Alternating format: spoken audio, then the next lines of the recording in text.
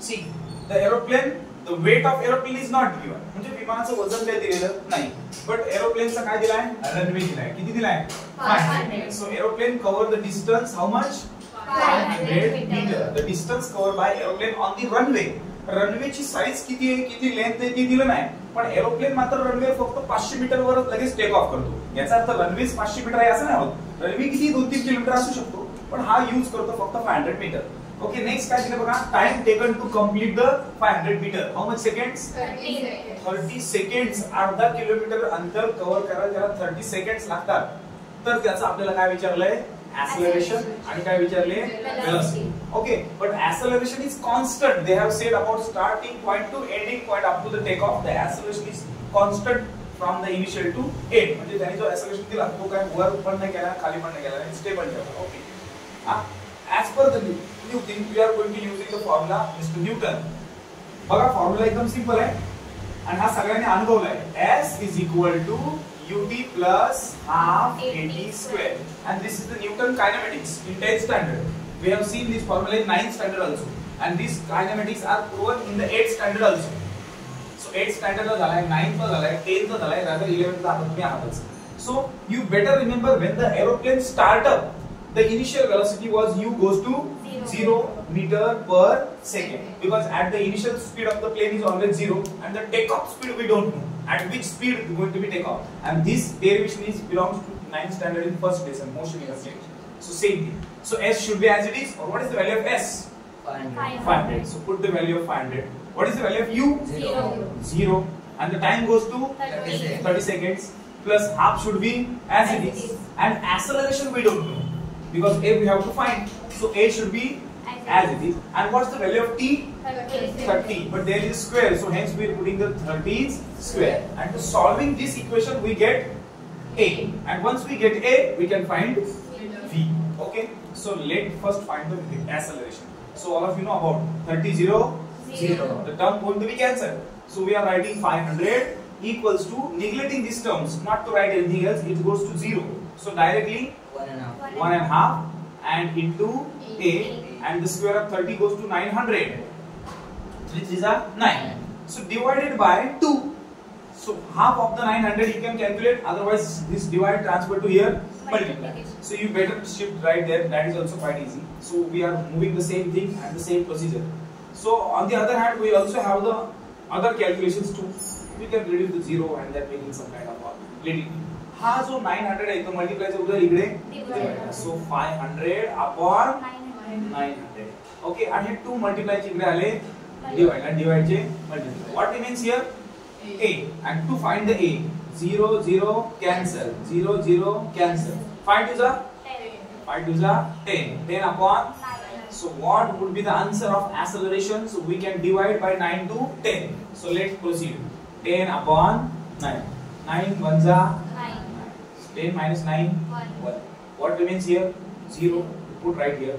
10 ones are again 9 ones are 9. It's going to be continuous. So 1.1 meter per second square, and it is your acceleration. Okay, fine. You can put the value as it is, even if you can't solve this 10 upon 9 also fine. जर तुम्ही acceleration ची value मिळाली तर आपल्याला काय शोधायची आता? velocity. म्हणजे विमानाचं acceleration होतं 1.1 मीटर पर सेकंड स्क्वेअर. इतकं तेज acceleration होतं. किंवा 10 upon 9 ठेवलं तरी चालणार आहे, metre per second square. This is also answer and this is also answer. So if you put the value this, you will get a complication to solve the sum. But if you put this value, it will be easy to solve the velocity. So what's the velocity's formula? U is equal to V is equal to U plus 80. This is second kinematics. Actually, this is first one and this is third one. The second one is 2as, which is another one. So let's put the value. What's the velocity of value? We don't know. So V should be as it is. What is the value of U? 0. 0. What is the acceleration? Put this value. Don't use this. Otherwise, you will have to terminate your calculation. So you better write down the value what? 10 upon 9. 10 upon 9. And into 30. From where does the 30 comes? T goes to second. So again 0 should be neglected, right? So 30 tens are 300, है ना? 30 tens are 300 upon किती? 9. So what is the velocity? So again divide by this one. So okay, fine. How to do so? So let's proceed. Here we go. इथे दिसत नाही पाहिजे ना, आपण इथेच करूया. 300 upon 9. What can you do so? 9 3s are 9 3s are 27. What remains? 3. Again 0. 9 3s are again 3. And now point and 0. है ना? But 9 3s are 33.3333. Are you getting me? Yes. This is the actual answer. So 33.333 meter per second, and this is your velocity. But this velocity in terms of meter per second. So answer is going to be yes, same one. 30.9.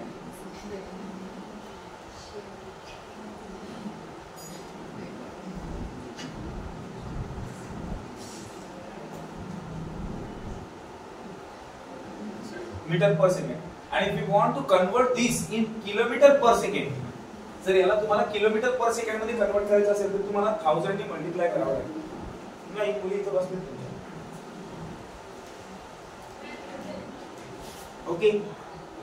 So this is your answer, meter per second. If you want to convert in kilometer per second, so V is equal to 33.33 into 18 upon 5. 5 upon 18 केलं तरी चालेल. एक conversion unit आहे त्यामुळे तसं केलं तरी चालणार आहे. सो एवढंच आन्सर ठेवलं तरी no issue. Okay, so this is your answer. On the other hand याच्याला आपल्याला दुसऱ्या पद्धतीने पण सोडवता येईल. जर पॉज सी in this case u is the initial velocity. कुठली वेलोसिटी? इनिशियल. म्हणजे कुठलाही पदार्थ जेव्हा आपली जागा सोडतो तेव्हा जागा सोडायच्या आधी त्याचा स्पीड 0 असतो आणि u is always 0. v is which velocity? Final velocity. Okay, v is a final velocity. Fine. So v is a final velocity. आणि या केस मध्ये आपण काही नंबरला नाव दिले. बघा पहिला o d दिसतोय ना, नंतर o c. मग o पासून d पर्यंतचं अंतर किती आहे? u आहे. आणि o पासून c पर्यंतचं अंतर किती आहे? v आहे. सो सांगा मला हा कोण आहे? o d दिसतोय ना, o d दिसतोय ना u. मग इकडे सुद्धा EA दिसतोय, तो सुद्धा किती आहे? U. त्यामुळे मी इथे लिहिला काय? EA. ओके, दोन्ही पण सेम आहेत ना, समोरासमोर बाजू सेम असतात. आणि मग OC किती आपल्या इथे? V. मग हा लिहिला काय? OC किती आहे? V. मग OC जर V असेल तर इकडे EB पण किती असेल? Yes. ओके, दोन्ही पण V असतात. B लिहा, A लिहा कसं. नेक्स्ट त्याच्यानंतर हा दिसतोय DC CD. CD काढण्यासाठी V मधनं U मला काय करावं लागेल? मायनस. हा CD फुल आहे आणि हा हाफ आहे, तो फुल मधून हा पार्ट पण मायनस आहे. सांगा CD ची व्हॅल्यू काय असेल? CD दिसते ना, CD ची व्हॅल्यू काय असेल? V minus. ओके, जर CD V मायनस U असेल तर BA पण किती असेल? V minus. समोरासमोर बाजू सेम. हा लिहिला काय? BA तो सुद्धा किती आला? जर समोरासमोर बाजू सेम असत, मग हा जर टाइम असेल तर हा पण टाइम आहे, हा पण टाइम. या आडव्या बाजू पण सगळ्या सेम असतील. सांगा पहिला OE, दुसरा काय? DA आणि तिसरा कोण? CB. CB ना, Y नाही C. मग सांगा पहिला कोण आहे? OE, दुसरा DA किंवा AD म्हटलं तरी चालणार आहे. आणि नंतरचा काय? CB. सगळे कोण आहेत हे? TM for time and time. Okay done. आणि आपल्याला जो काढायचा आहे तो DB काढायचा आहे. ऍक्च्युअली आपल्याला काढायचे हे इक्वेशन्स, वेलोसिटीचे इक्वेशन काढायचे. सगळं बेसिक सांगितलंय आणि हे असं मी बेसिक त्यांना वेगवेगळं करून सांगितलं होतं. तुम्हाला ऍट अ टाइम एकदाच कंबाईन सांगितलं. Is it going to be clear? No. So now let's start the derivation. एकदम सिंपल डेरिव्हेशन आहे. सगळ्यात फर्स्ट स्टेप काय करायची? तर सगळ्यात फर्स्ट स्टेप BE दिसतोय का बघा? BE दिसला? BE. BE मध्ये किती तुकडे पडतात? 2. मग सांगा BE is equal to BA plus A. Simple आहे. मग आपण कसं करणार? पहिला BA प्लस A घेऊया.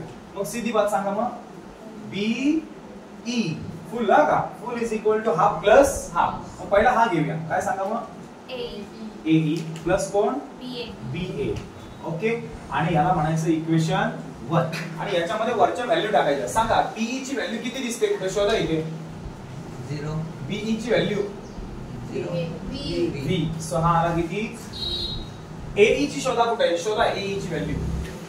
U. AE किती आहे? U. सो हा टाकला U. प्लस BA ची व्हॅल्यू किती शोधा? D. Minus U. तो टाकला v मायनस यू. राईट, इथपर्यंत आलो आपण. ओके, हे सगळं बेसिक आहे आपलं. हे आपल्या बेसिक आपण व्हॅल्यू पुट केल्या. आता काय करायचंय, v मायनस यू चा फॉर्म्युला शोधून काढायचा आहे की तो at कुठून आला. हा का, तर आपण ऍक्सेलरेशनचा फॉर्म्युला घेणार आहोत आता. तर सगळ्यांनी लक्ष द्या, ऍक्सेलरेशनचा फॉर्म्युला. ओके, सिंपल ऍक्सेलरेशनचा फॉर्म्युला. याला म्हणायचं इक्वेशन नंबर किती 2. आणि आता ऍक्सेलरेशनचा फॉर्म्युला. ऍक्सेलरेशन फॉर्म्युला काय, वेलोसिटी अपॉन टाइम. राईट ना. पण वेलोसिटी नाही, नुसती वेलोसिटी नाही, काय चेंज इन वेलोसिटी. मग चेंज इन वेलोसिटी म्हणजे काय रे, higher velocity minus lower velocity. मग ऍक्सेलरेशनचा formula v minus u upon t म्हणजे वेलोसिटी अपॉन टाइम. हा ऍक्सेलरेशनचा फॉर्म्युला आहे. आणि हा जो t आहे तो डिवाइड चा कुठे इकडे. मग सांगा काय उत्तर at. आणि हा कोण आहे, v मायनस u. सांगा इक्वेशन नंबर किती आला, हे थर्ड. आणि थर्ड मध्ये या ब्रॅकेटची व्हॅल्यू किती मिळाली आपल्याला 80. ती उचलून कुठे पुट करायची 2 मध्ये. म्हणजे आता v मायनस u लिहायचा, त्याची व्हॅल्यू काय लिहायची 80. मग सांगा पुट इक्वेशन 3 इनटू काय 2. ओके, मग आता मी ह्याच्या जागी काय लिहिणार 80. मग सांगा इक्वेशन काय बोला, v is equal to u plus 80. Check out the answer. Yes. The first answer is done. This is the relation between v and acceleration. Pause.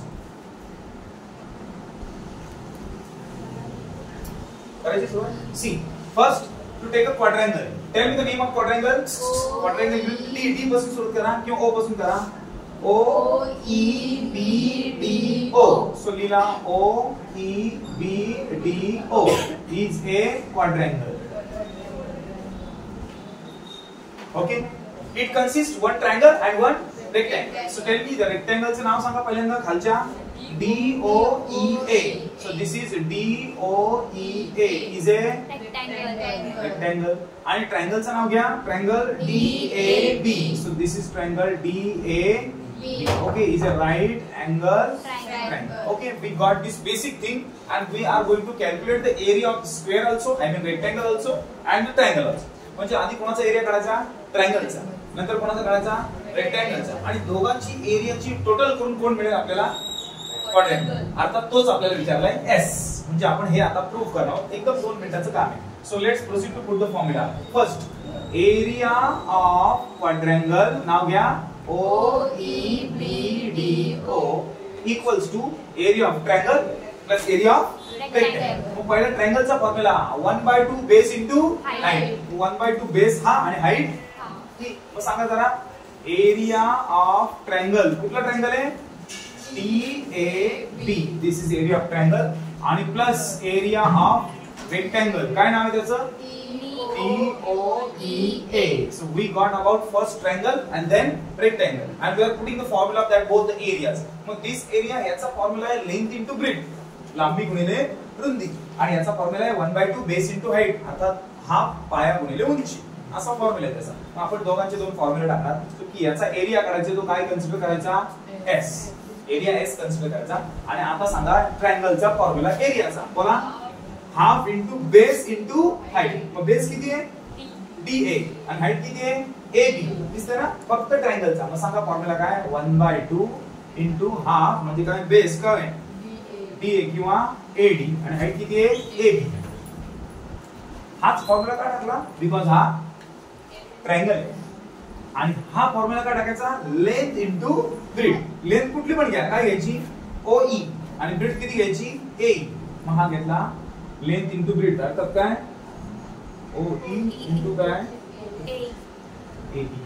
आणि यांच्या जर तुम्ही व्हॅल्यू टाकल्या तर तुमचं उत्तर डायरेक्ट येईल. आणि यांच्या व्हॅल्यू तुम्हाला वरून मिळतात. So find the value and tell me the answer. AD, find the answer. AD किती, कुठे आहे, OE. AD बघा कुठे आहे, हा AD किती आहे, T. तो शाबास, आपण घेतला 1/2 आणि AD ची व्हॅल्यू किती टाकली, T. AB शोधा, V minus U. Yes, V minus U. संपला. Plus OE T. फक्त T. आणि इंटू AE U. डन. आणि आता लिहिताना नीट प्रॉपर लिहायचे. सांगा ऍडजस्टमेंट करून. S जसाच्या तसा. T नी जर याला मल्टिप्लाय करा तर त्याला मल्टिप्लाय करा. एवढं काही करायची गरज नाही. एकदम सिंपल काम आहे. मग सांगा 1/2 जसाच्या तसा. टी पण जसाच्या तसा. आणि या ब्रॅकेटची व्हॅल्यू आपण मगाशी शोधून काढली होती. 80. हा ऍक्सेलरेशनच्या व्हॅल्यू वरून आठवतंय का? तुमच्या लक्षात येत नसेल तर सांगतो v minus u is equal to काय 80. आपण मगाशी काढला होता आठवतंय का? 80 ला स्क्वेअर वगैरे नव्हता नक्की. हा कारण हा टी जो होता ना तो इकडचा होता आठवतंय काय? डिवाइडचा तिकडे गेला होता याद आहे. त्यामुळे तो आम्ही इथे लिहिला 80. So put the value of this what 80 आणि प्लस हा u into t ut. Fine. मग आता t इंटू टी काय होईल t square. So s is equal to half नंतर लिहिला a आणि t into t t square आणि प्लस कोण ut आणि लिहिताना तो फेअर करून लिहायचा. ही मागची टर्म पुढे आणि पुढची टर्म मागे. सांगा काय मग ut प्लस हाफ 80 स्क्वेअर आणि look at the answer. Okay second answer is done. Ready का? See check out. आपण काय करणार या केस मध्ये आपल्याला एक फॉर्म्युला टाकायचा आहे एरिया ऑफ ट्रॅपेझियम. आता याला क्वाड्रँगल म्हणत नाही आता आहे ट्रॅपेझियम. ओके आणि ट्रॅपेझियमचा एरिया काय सांगतो बघा आत्ताच पाठ करायचा. See if there are two parallel lines and one there is a distance between them, so formula is 1/2. what did I say? 1/2.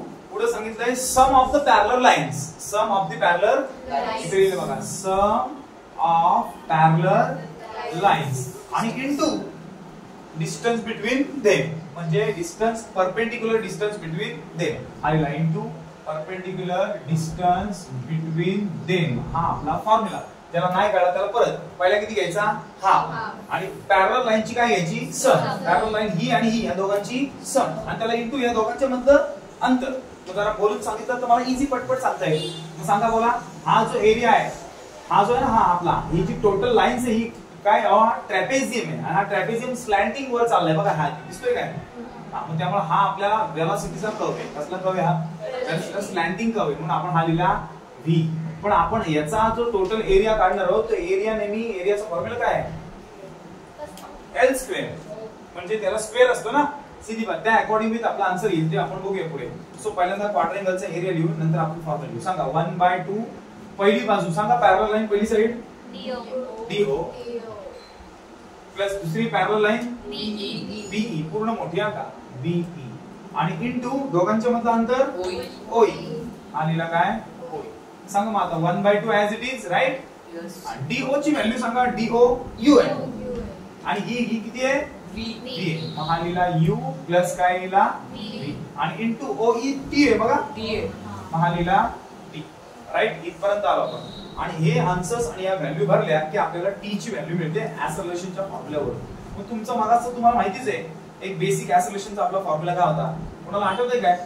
जो फॉर्म्युला होता त्याच्यामध्ये मायनस साइन होतं. v मायनस u चा मायनस साइन होता निगेटिव्ह साइन होता है ना.